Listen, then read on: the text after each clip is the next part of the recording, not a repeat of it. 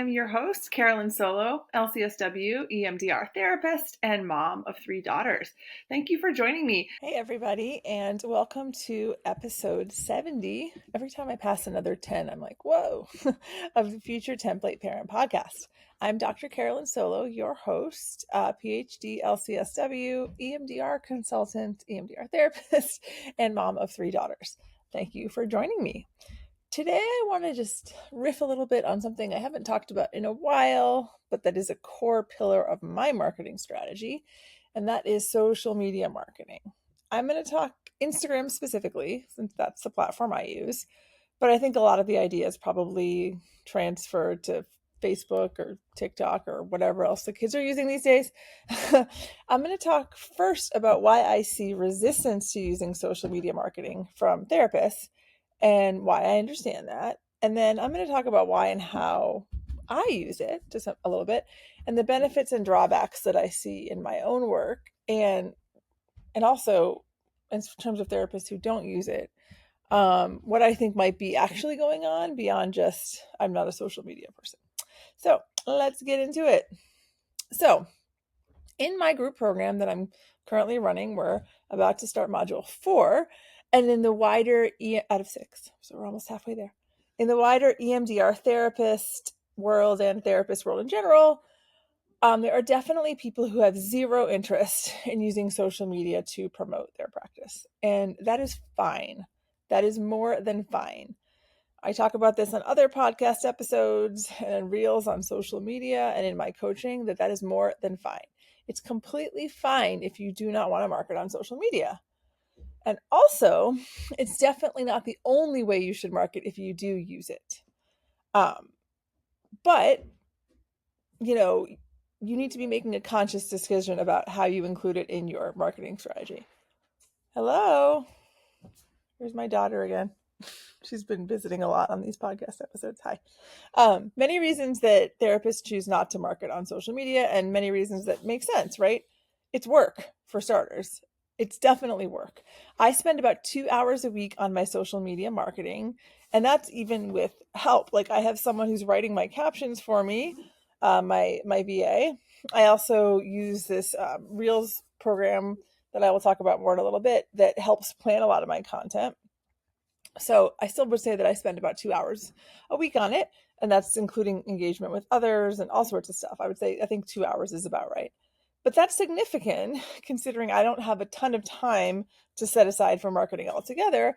And that's with me not doing a lot of the wheel spinning stuff of like, what do I post about? Because I have a setup that helps me with that. And I don't write the captions. And I don't make the static posts. So still 2 hours, right? So it takes time, and you may have to learn new skills if you don't have experience with social media marketing with Instagram, right? You might have to learn how to film a reel, and then you're going to have to learn how to edit it a little bit, how to use Canva to make various kinds of stuff or whatever, platform you want to use. And you may not have the time or the bandwidth for this additional workload. It can be absolutely energetically draining, right? Just being on social media and knowing you have to show up every day or pretty consistently. Thinking of what to post is no small feat, but I do have a system and a program that I'm part of that really helps with that. But, that takes time too. And that's one reason, like maybe the time is the issue and that's why you don't want to do it. Or you don't like social media and you're just like, I don't want to be on it at all. It's not good for my mental health. Like, fine, that is all valid. And maybe you don't need to market on social media because you have other marketing strategies that are working really well for you. Maybe you have an awesome referral network and you have lots of connections that help you bring in clients. Maybe you've invested in a fantastic website and you have phenomenal SEO, lots of value-packed blog posts. You have so much traffic to your website.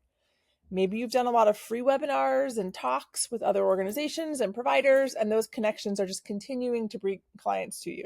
Maybe you give a talk at the local high school once a year about, coping with college stress for parents applying to college. And maybe you just keep getting clients from that, right? Maybe your Psychology Today or EMDR profile just keep bringing you a constant stream of clients. Awesome. That's great. Then yes, you do not need social media.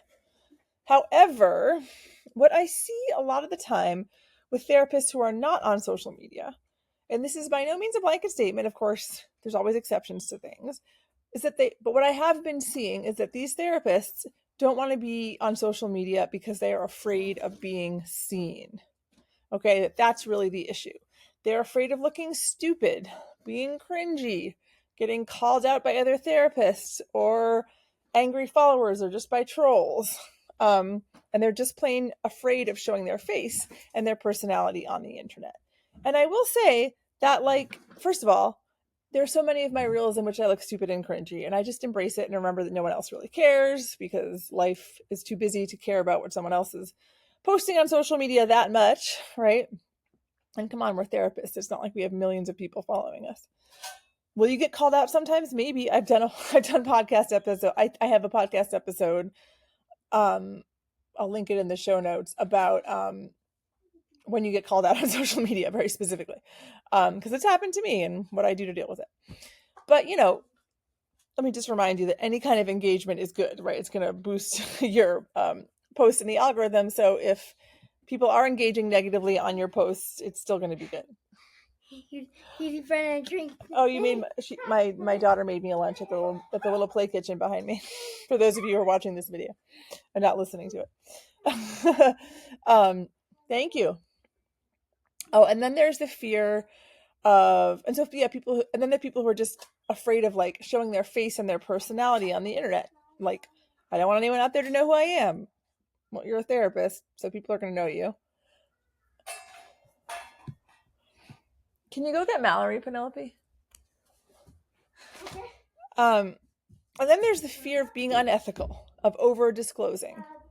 Although I think that's more of an issue for therapists who aren't necessarily afraid of being seen, but are worried about showing up ethically, right? Like, and I think it's really important to be like conscious about what you say about your life on social media, because some of the stuff I'm going to talk about in the next part of the episode does sound like I'm talking a lot about my life.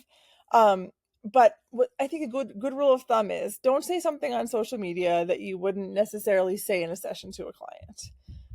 Like, and I do think, well, I don't know, because sometimes it depends, right? Like, I think what we've gotten our perspective on self-disclosure has changed a lot in our field with the advent of social media, because people want to know that you get it. Like, especially if someone is paying a very high fee, like for an intensive, they would rather know that you are someone who truly deeply understands their experience, than just be like, who is this blank slate that I'm, like, for example, every therapist that I've had since I've become a mom, I need that person to be a mom because I want to feel like I can talk to that person and feel like this person gets what it's like to be a mom.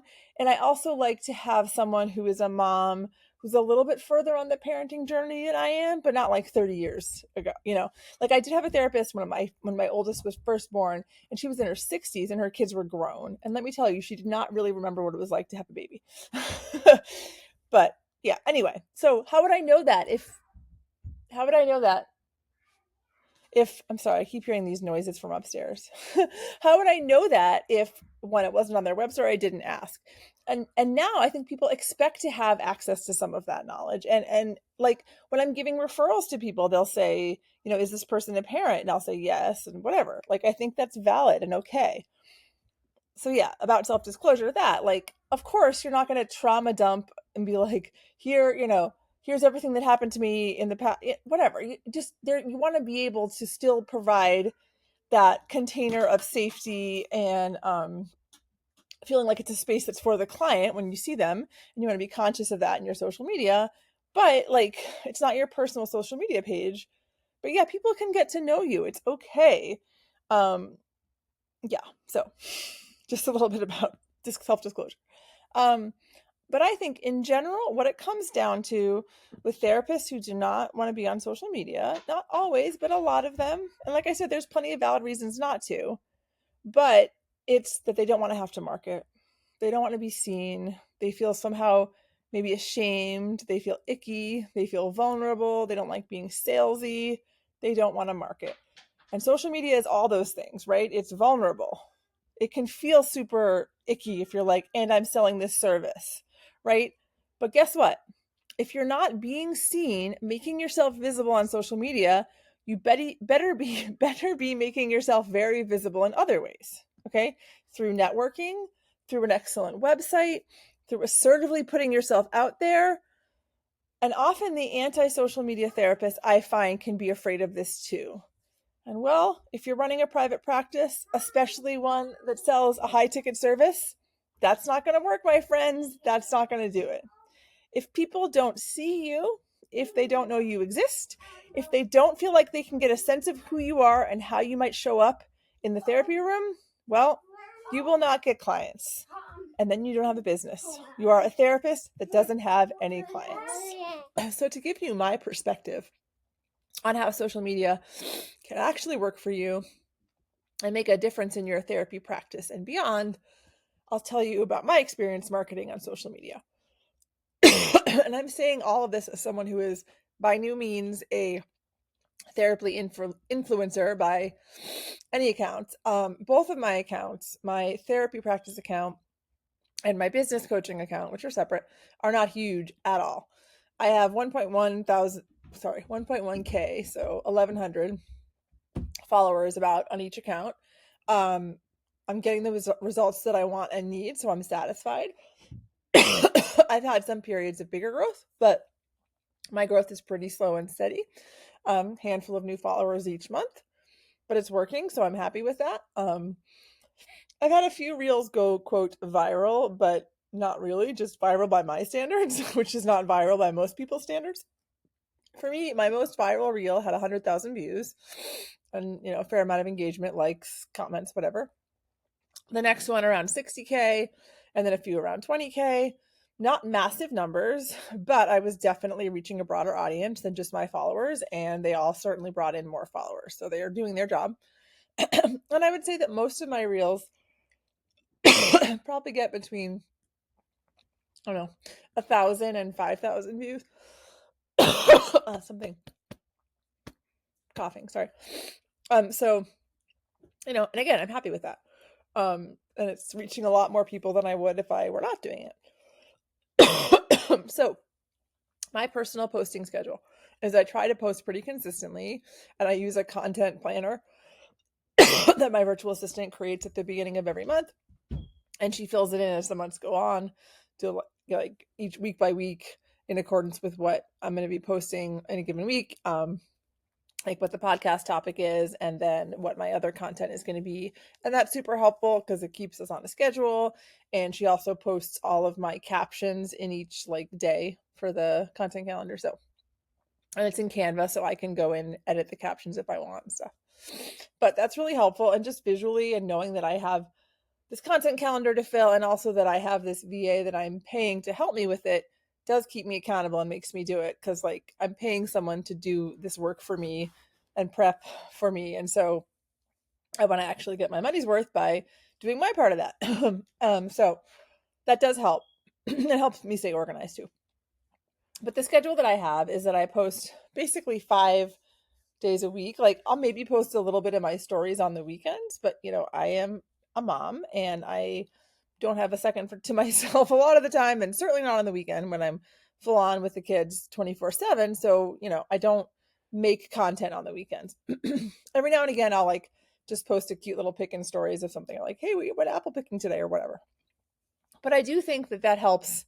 Even that helps with my following, because people, when they follow I'll talk more about stories in a little bit, but people, when they see your stories, they kind of get a sense of oh, does this person's lifestyle look like something that I'm interested in? Does this person do I kind of feel like their vibe matches mine or something, if I was looking for a therapist and on their stories, they were just going to concerts every night all weekend long, I'd probably be like, okay, this person is not the therapist for me. Their life looks different than mine, and maybe their audience is going to be different. That's not entirely true, but it certainly would send that message to me that nothing. I mean, look, when I was in my 20s, I did that too.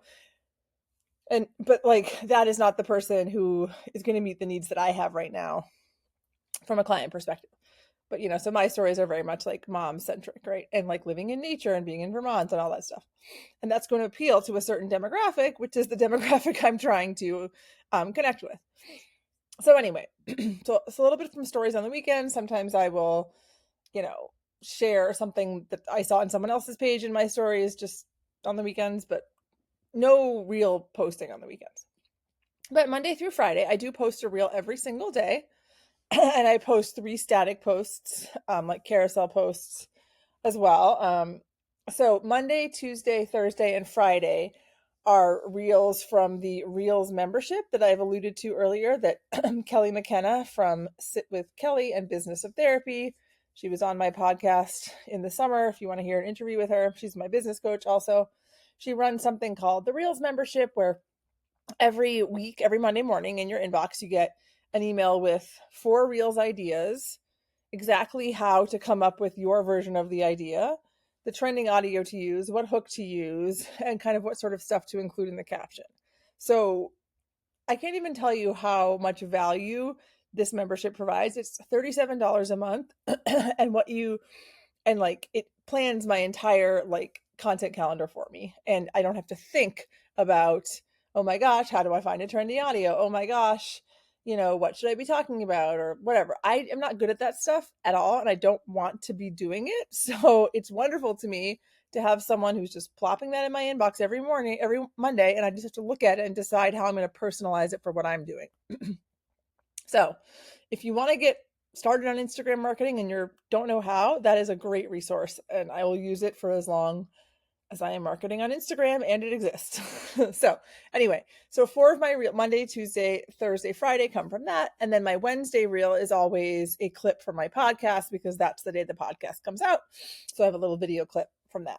And then the static posts I have are on Tuesday. I have like a carousel about the episode that's going to release on Wednesday. So like 6 or 7, different, what do they call them? Slides, images that talk about like the major themes of the podcast, to sort of promote it for the next day when it drops. And the following day, I have a quote from the podcast that's just like a single, static image.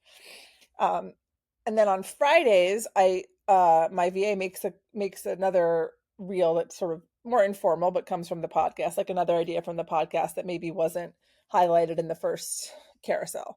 So yeah, all of my content comes from all of my non-reels content comes from my podcast. So I'm repurposing everything, and I think that's great. I don't know how I would come up with that content otherwise, frankly. And I'll talk about recycling content in a little bit. But I did want to talk a little bit more about stories. So stories are fun. They're personal. It's about getting to know you. They're less scripted. They're very popular. People love them. I love watching people's stories, right? It's like an inside peek at their life. And honestly, we're all super curious about how people live their lives. And that's okay to give people some of that. And you get to decide your comfort level with that. But I personally love it. I love doing them. And I love seeing what other people have in their stories. And I say this and other people say this, the people who watch your stories are like your super fans, right? Like maybe, I don't know, I've heard like between 5 and 10% of your followers will watch your stories. And it tends to be the same people over and over again because they're really interested in your content. So it's always good to note who those people are. That's kind of your warmest audience for whatever it is you're trying to promote.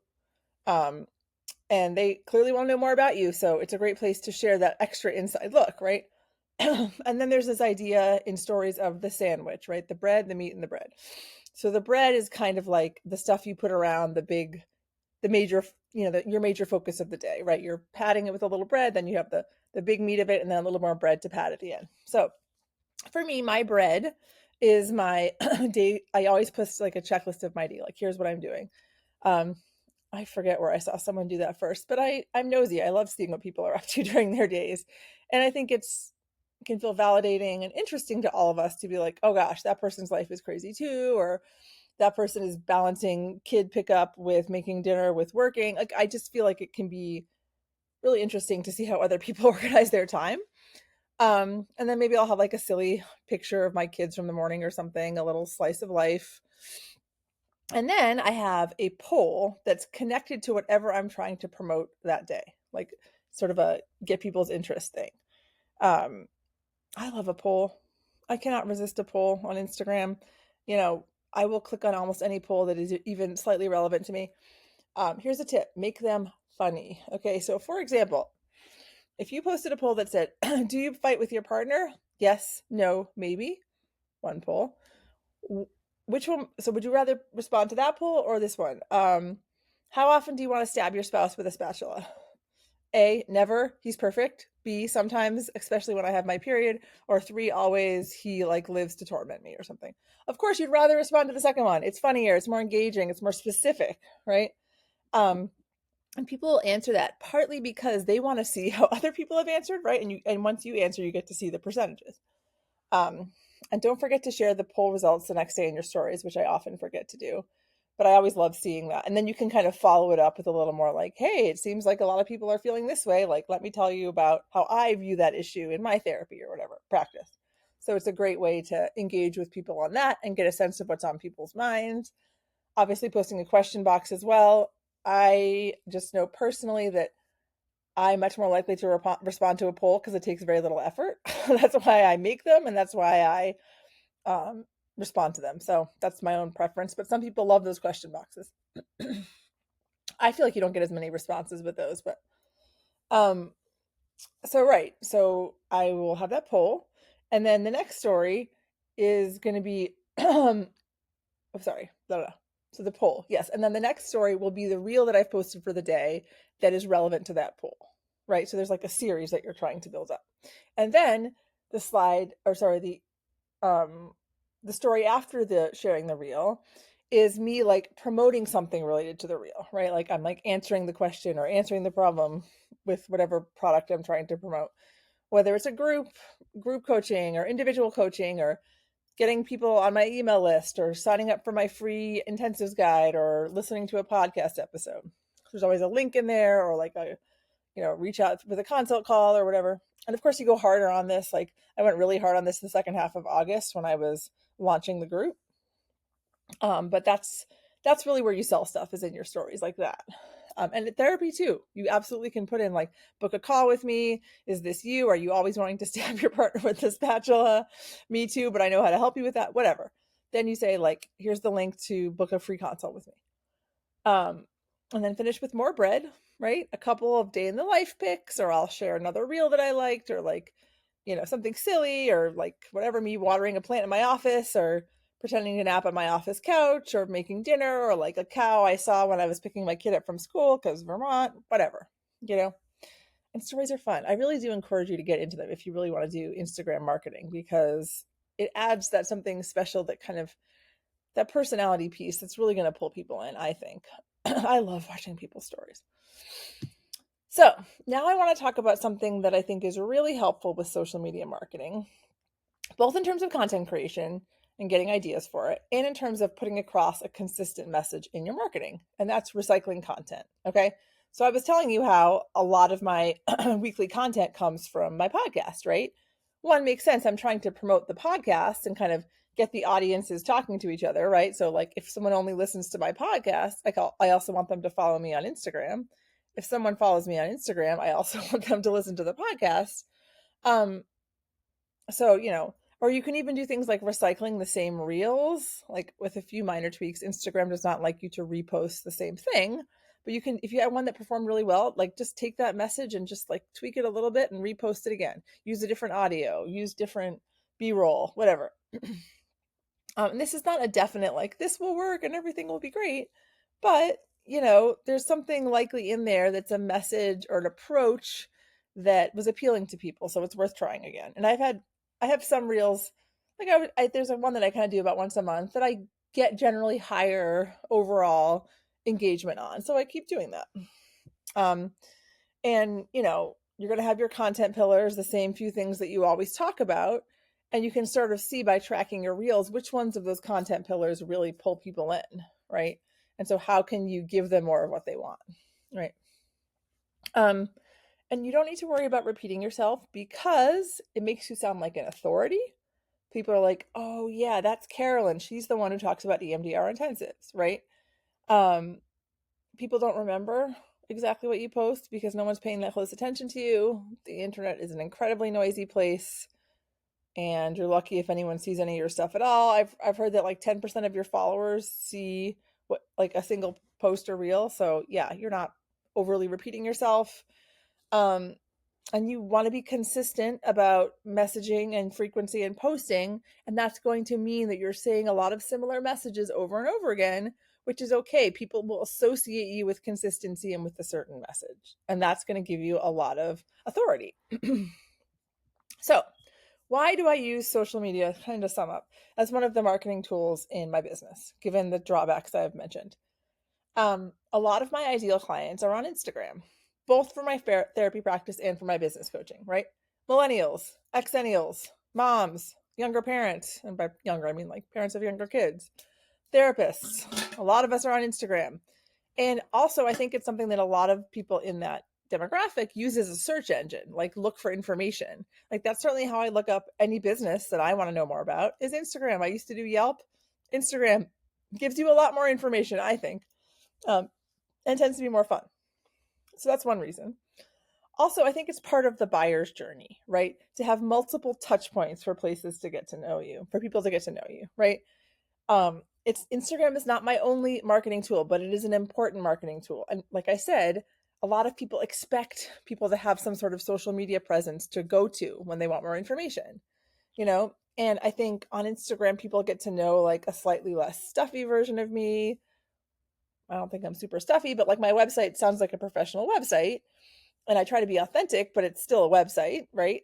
And you know, I try to be authentic in those reels as much as you can be in a 5 to 10 second video, but I think also stories add to that. But I do try to give a flavor of who I am and just be myself as much as possible. Um, and I think that my website and my Instagram really work well together. Like people toggle back and forth between them. And you know, I have the Instagram icon on my webpage, and then I have a link to my webpage in my bio, and I do see people going back and forth. For my business coaching practice, my Instagram page is actually a lot more important and essential. Like I get most of my clients from a combination of Instagram and the podcast. And I think they all feed each other. Website, Instagram, podcast, it's all part of the journey for people who I'm selling a very high ticket coaching service to. They really want to feel like they've vetted me in a number of ways. All those like touch points allow that to happen. I think it's great to network with other therapists and practitioners on Instagram. Just because someone else is a therapist does not mean they're your competition. You know, you are only licensed in certain states. Like it's great to talk to therapists in lots of different places who might hear of someone who needs a therapist in that state. And, you know, also lots of opportunities for collaboration with other therapists, other practitioners.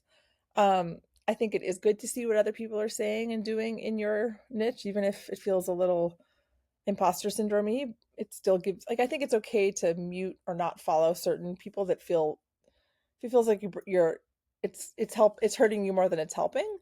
But I do think it's good to follow people in your niche and just sort of see what people are talking about and get good ideas. That's not stealing, you're just getting ideas.